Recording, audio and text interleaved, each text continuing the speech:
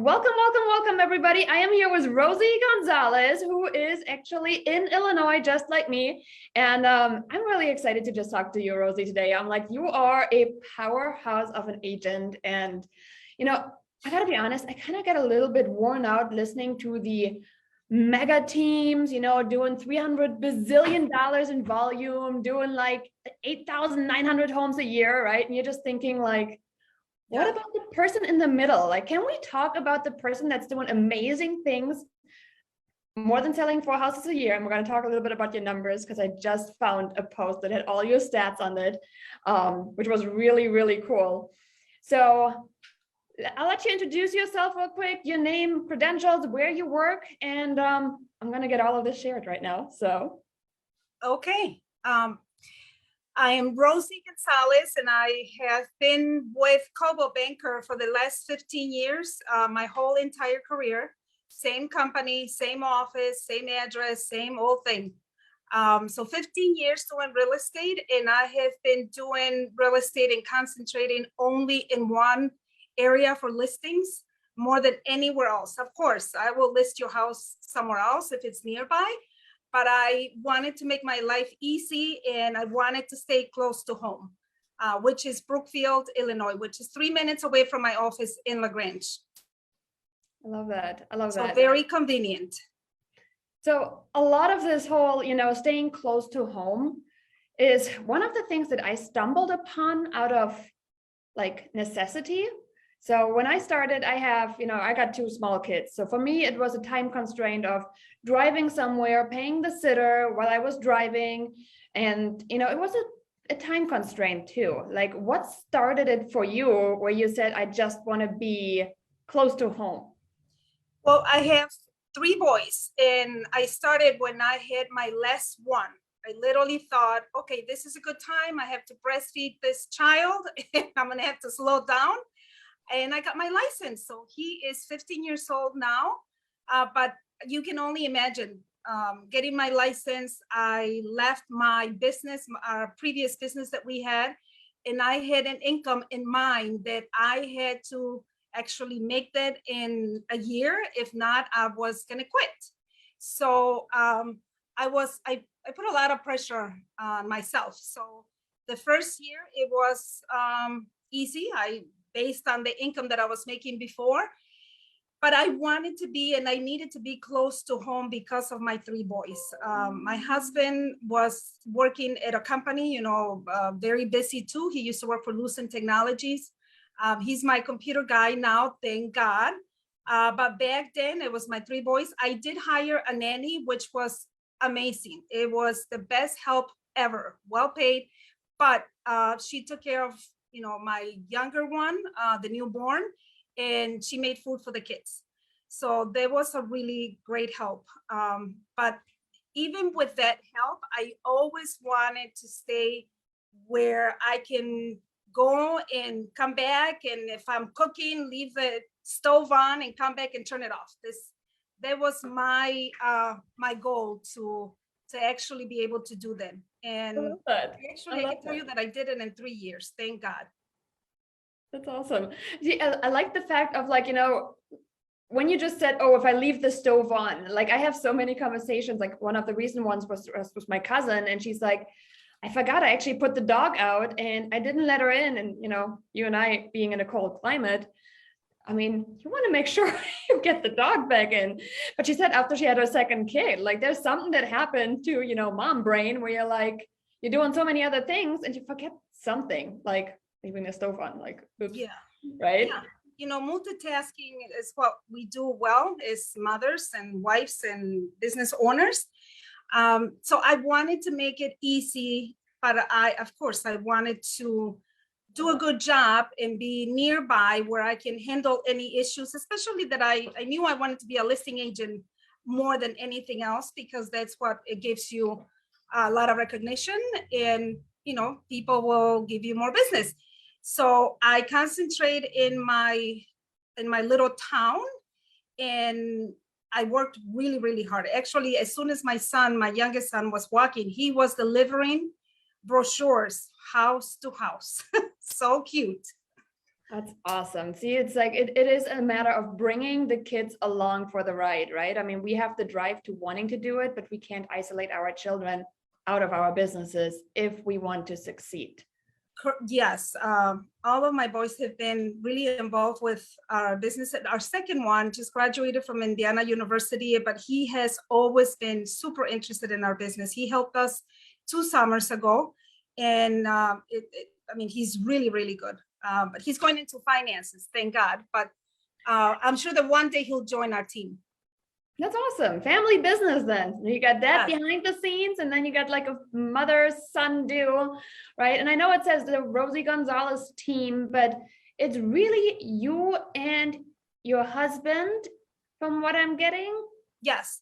So I'm really the face. I'm the only one pretty much that does market analysis. And my husband, of course, is licensed, and in a pinch, he'll help me with buyers, but he's very busy in the office. So we do have a full-time assistant, which is my nephew, and he just got his license. I am very, very excited.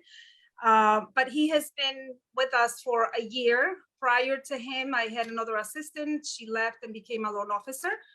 So I always had, even before my husband, I had some help, in the office. But the face, it's me. Yeah, listings and buyers. So, and the interesting part on this one is, and obviously I just saw the post about your numbers.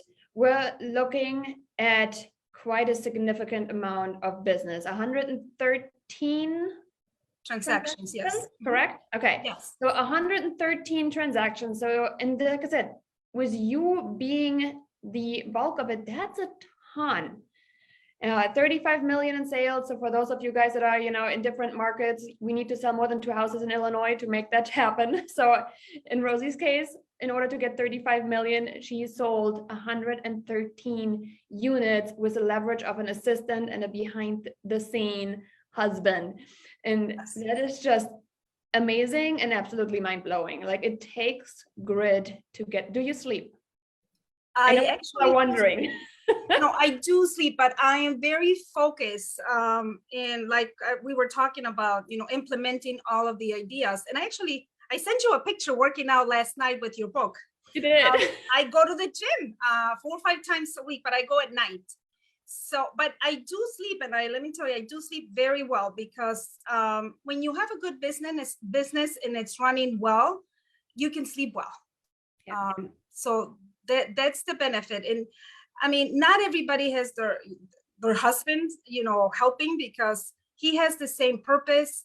We have the same goals. We work together. We talked about our plans, and we implement our ideas. So it's easier. It's very easier because he is with me. It's different when you have an assistant. They're there to learn, and then they want to leave, and they want to be you. And so it's very frustrating sometimes, because I did go through that for the first 10 years of my career. My husband joined 5-6 years ago.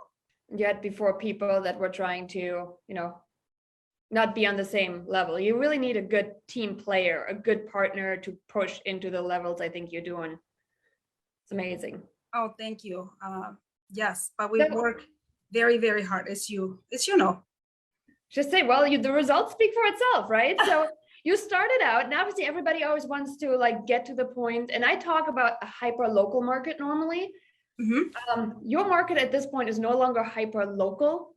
I mean, you have the entire town essentially in your control there. So you said 72 homes were sold last year by you. Your closest competitor, the 12th. Correct. I'm going to bring up the brochure. Is that okay? Yes, please do. Please do. I know you got some awesome flyers for people to see too, but it's mind-blowing how there is such a huge gap between somebody that's just dominating the market. See if I can get you in a. Yeah. Can you see it?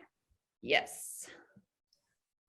So this is our flyer, but of course, I would love to share how I got here way before. We didn't send these flyers in the beginning, of course, but this is what we have done in the last, I would say 5, 7, maybe 5 years. So these flyers show the graph that I sold 72 houses and the agent below me sold 12 houses. And then the other two agents that sold in the same town below me. And so it's impressive. And I mean, not just because I want to show off, but it's a lot of work. 72 houses in a very small town. I'm hoping that my sellers, they're impressed, and they are.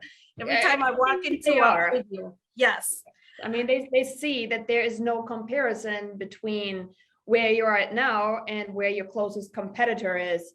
I think it's absolutely phenomenal to see. So I like the graphics, and it just goes back to like social proof, right? You just social proofed to the entire rest of the town that 72 sellers said Rosie Gonzalez is the choice for me to make. So I'm a huge fan of, visual social proof and making sure all of this is leveraging our efforts in like a marketing kind of way. So that graph, I think, is really helping to put that in perspective for other people, saying, well, if 6 times more people are saying she's the one to go with, who am I to argue? So do you go on listing appointments and people are still trying to, like, I don't know, figure out if you're the right choice, or do you just show up and they're like, Rosie, it's you, I was so happy, where do we sign? Yes, I sometimes feel like, I'm humble because people will say, oh my gosh, Rosie Gonzalez is here. The kids were so excited that they were going to meet Rosie Gonzalez. I'm like, really? Okay. But it's really nice that people admire you and they believe in you. And it's really flattering for me when I walk into people's houses, and we don't have to fight about, commissions or selling myself. If it's in Brookfield, they already know everything that they should know before they even call me.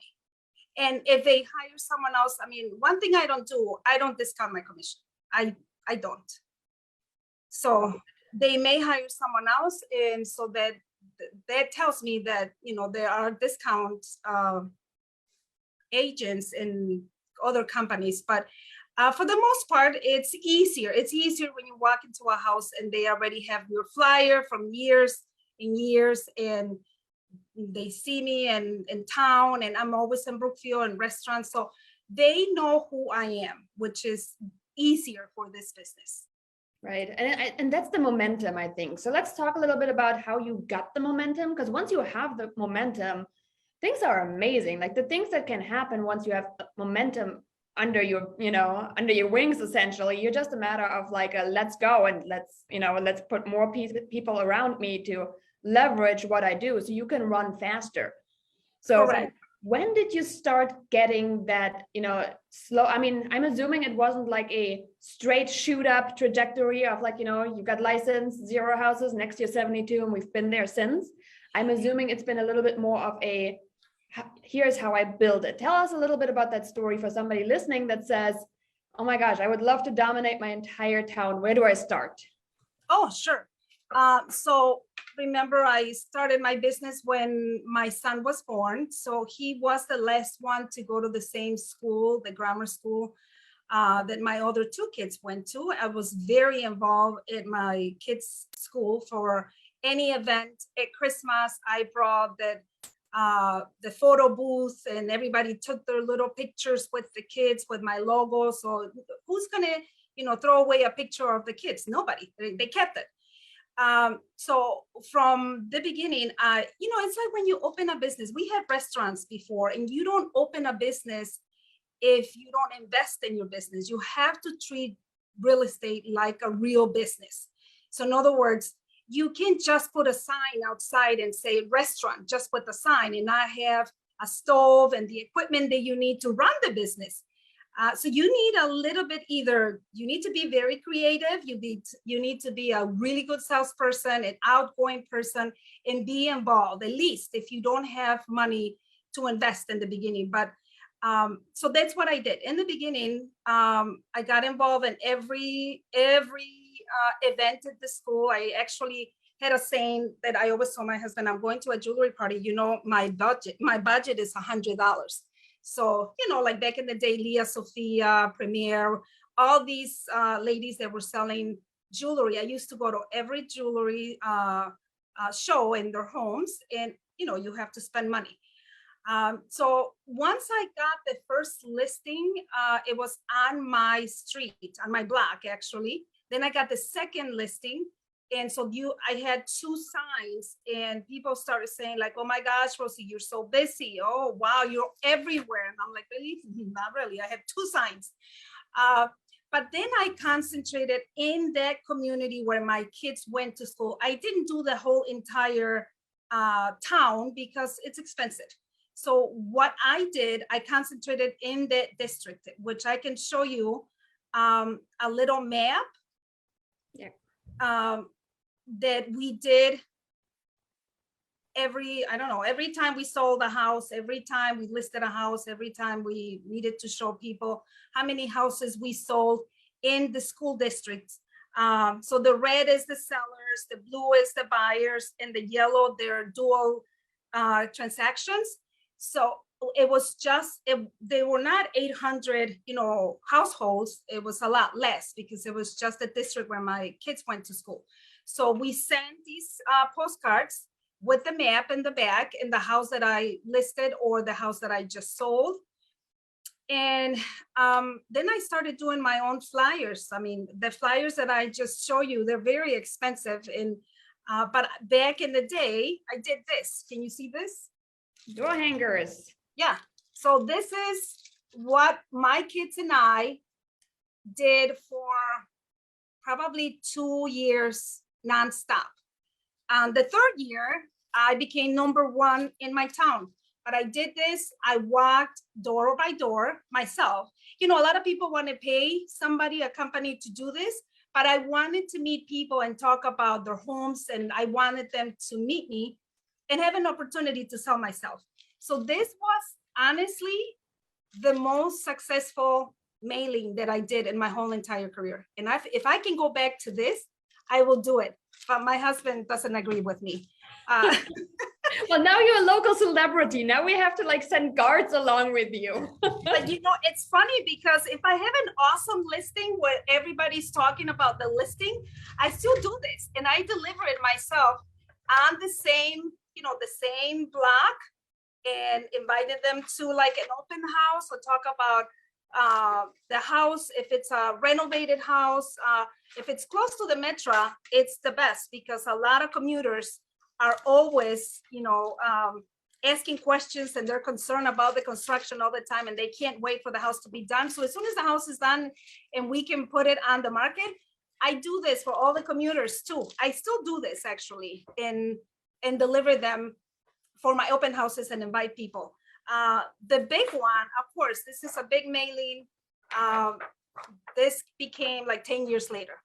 And we do about more than 7,000 mailers every quarter.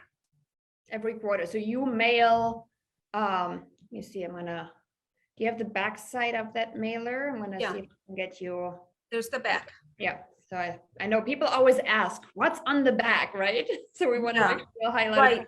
And I want to share what you mentioned in your book. It's very important not to just put sold and listed and blah, blah, blah. Anything that you want to tell people about you, but also the marketing stats. People are always interested on the right side of the back here. You can see, the market. What is Brookfield doing? It was 13% higher from last year to this year. How many units sold? You also have to be very educated about your area, because if you don't know, how many houses you could possibly sell in a town, you really have to be educated and know if it's a good area to get in. There's some towns here near my office where 5 houses sell a year. I will never want to be there.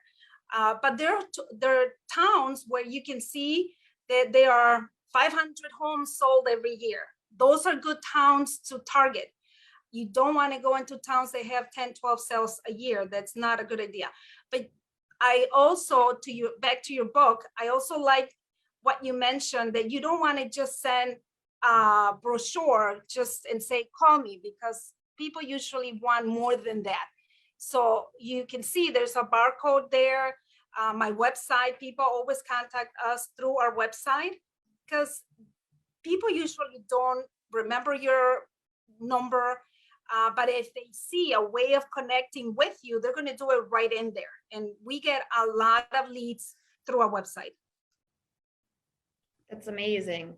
So QR code is definitely one of the things that we talk about, a lot more. Since, do they work? Yes, they work. Do you need to have a QR code on mailings? No, you do not. You can also have a website on there, something where you can, give them something to do immediately.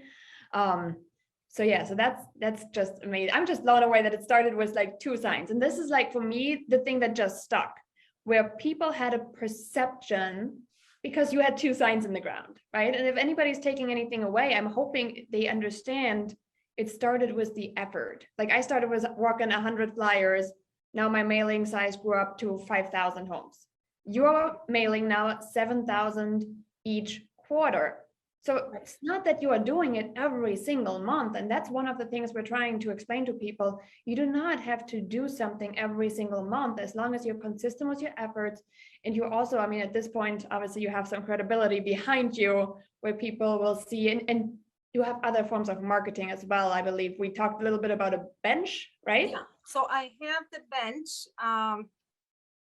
And do I want to have benches all over Illinois? No, absolutely not.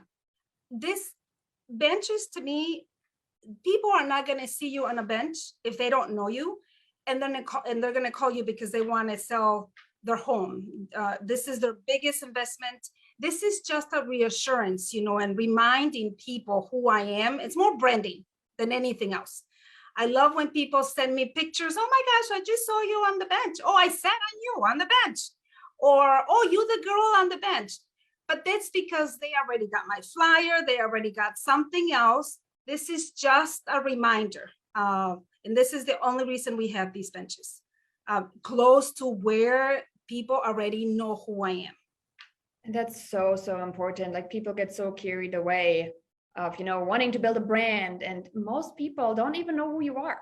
So don't worry about building a brand until you have a reputation. Correct. You have to have a reputation. Recognition is so important. And it doesn't matter where you go. It doesn't matter, but it's easier if you concentrate in one area that you feel comfortable. I mentor a lot of agents, and they ask me, where should I start? And then I make recommendations, and they're like, well, I really don't want to stay here. Like I want to go, far away. I want to go downtown, or even like, other agents that I talk to asking me questions about marketing. A lot of the times they're like confused. They don't know where to start. And you really have to be convinced that that's the area for you, that you're going to fit right, because you probably already know people there. Some areas, people always ask, how can I compete with Rosie? We don't have competition. To me, I don't have competition, because the people that I work with, they're going to like me, and other people, they're not going to like me, and I don't like them either. It's so, it's a variety of people that you're going to work with. And sometimes they want a certain personality. So it's all about your personality. So pick an area where you feel that you will fit. And it's going to be very easy. And then start marketing the area. And if it's close to your house, your life will be a lot easier. I love that. So I think too many people get so hung up on the actual area without considering who lives in the area. Because you're not going to be working with the area. You're going to be working with the people that live in the area. And if you don't like the people that live there, maybe you don't want to market there. Yeah, no, I love to work with my old folks. I have a lot of people. I love them. My mom passed away too young, and my dad passed away at 48, super young. So whenever I have an opportunity to work with old people, I feel like they're my parents. Like, oh my gosh, if I had my mom, I will give the world to her. So I love to work with old people. Other agents that I have trained, they're like, oh, no. I want to work with, people from downtown and the young generation. And I love to work with both, don't get me wrong, but I have passion for older people, and I help them, and I have all the resources for them to not even move one finger when they move. And so if you have that heart, and if you know who you're going to work with, and if you fit all, perfect, that's great. Like I feel I have it all in Brookfield, a lot of older people, but the new generations, they're coming because of the good school districts and also the transportation, the metro. But you can pick and choose. That's the beauty of this business. You can actually pick and choose where you want to go. And you can actually fire also clients. If you feel like, okay, this is not working for me, you can fire them too, just like they can fire you too. I was just to say, it's a two-way street, right? I mean, we don't have to work with everybody, and niching down is not eliminating. So one of the good things I think you just pointed out was just because you really like working with one specific type of seller doesn't mean you will turn down anybody else. It's a nice byproduct of your ideal client. So I talk a lot about, finding your ideal client, because once you have your ideal client, you can tailor your marketing. You know what makes them tick, what makes them, take action, and you're just going to scale your lead intake, which is like the ultimate goal. And everybody else that comes on top of it is like gravy, right? You're just like, awesome, I can help you too. Absolutely, yes. I mean, to me, this business is the best of all the worlds, because you can work really hard. You can take it easy when you can take it easy. You can spend a lot of money, or you don't spend a lot of money. You just work harder, like, doing it yourself rather than hiring the company, or host a lot of open houses like I did in the beginning. I hosted 2 open houses on the weekends, 2 on Saturdays and 2 on Sundays. You can choose, but you have to do something if you want to be successful. You have to work hard and you have to focus. Love that. So for those of you guys, just tuning in saying, okay, how do I get started? I have zero money. That's oftentimes one of the biggest ones I can counter. You just laid it all out in them. Do 2 open houses a day on a weekend, 2 on Saturday. And I know inventory is tight, right? So try and get creative on it. We talked about virtual open houses, doing them on a Wednesday night and just streaming them on Facebook, because what else are you supposed to do if they are not going to be available come the weekend, right? Touring your neighborhood homes simply by going into the ones that got listed, even though you're not the ones listing it. Go live and say, hey, it's an agent preview I'm doing. Why don't you guys come along? Because you and I both know it's not going to stay on the market till the weekend. And then there goes your opportunity, right? Put yourself out there, put the effort. And those were all so far that we mentioned free strategies for you to use. The door hangers will cost you a little bit on the plastic ones. I just did door hangers actually last weekend because I need inventory. And if I have no inventory and I have time, well, what are we going to do? We're going to get out there and we're going to create the business that we want. Super, super important for sure. So I think we covered a lot of ground, I would say, where you started, how it went, right? Where you're at now. What's your number one, I guess, try not to do that mistake that I made. And then what's your number one, like, if you do anything, do this kind of tip?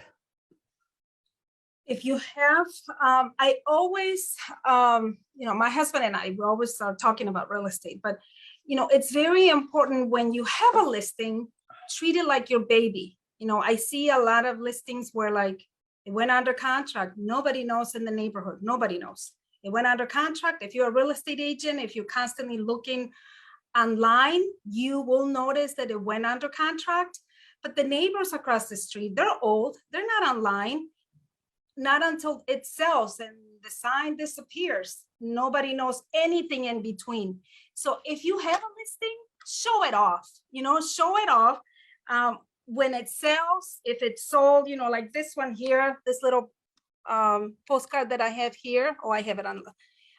When it sells, show off, it's sold in 2 days, put the under contract in front of everybody's face. Like it doesn't matter if you're gonna go through attorney review and it's gonna go south. It doesn't matter. It went under contract, put it under contract. Your neighbor next door, the neighbor across the street, they're gonna be impressed. Oh my gosh, in 1 day or 2 days. And if it goes south, go pick up, the sign and then you put it back on again. But this is why you get the recognition, like, oh my gosh, you do sell houses. I see the sign up and the sold and then the sign down.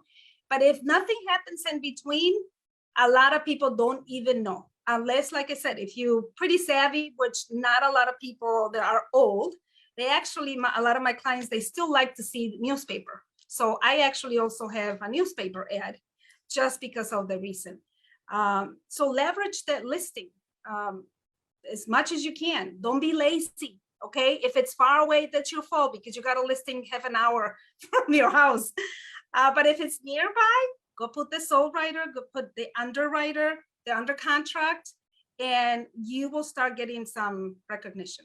And also the open house writers, if you can. If somebody else is hosting your open house, they should be responsible for putting your writers, just so then people will see that you're on top of it. Love that. That's awesome. Rosie, I think this was phenomenal. And I love the fact that you ended with, you know, your ideal client and you know they read the newspaper.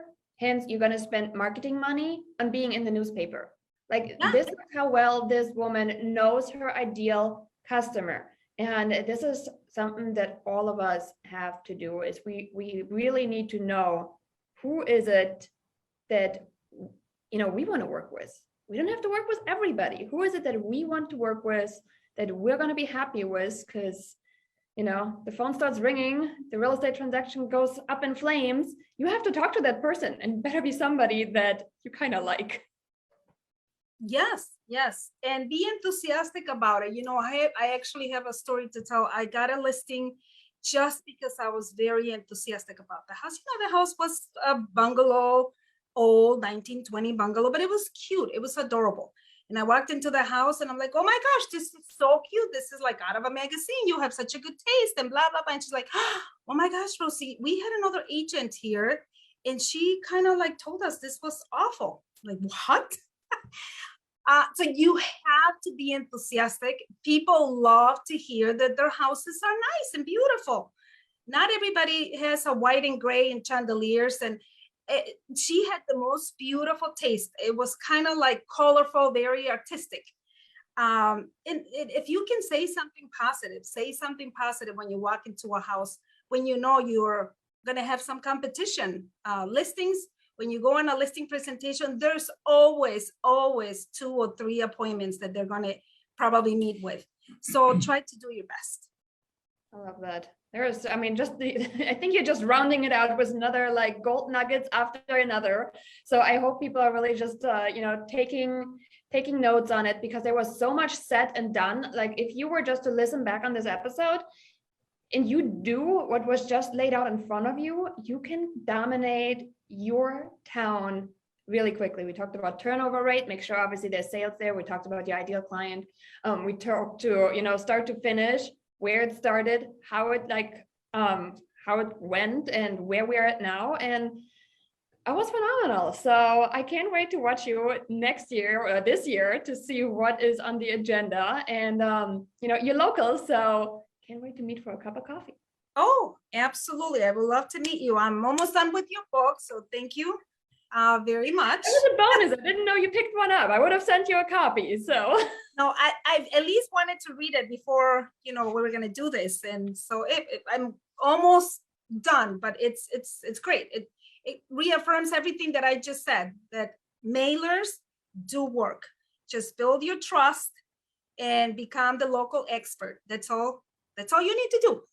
Awesome. And if people got referrals into the Chicagoland market, feel free to plug your name, number, company, and everything at the end, because like I said, there's nobody that can serve those people better than the person that knows the market like you do. Oh, thank you. Thank you, Janine, so much. Awesome. Awesome. All right. Well, thanks so much. And if you guys have any questions, drop them in the chat. We're going to go through them. And thanks so much for tuning in.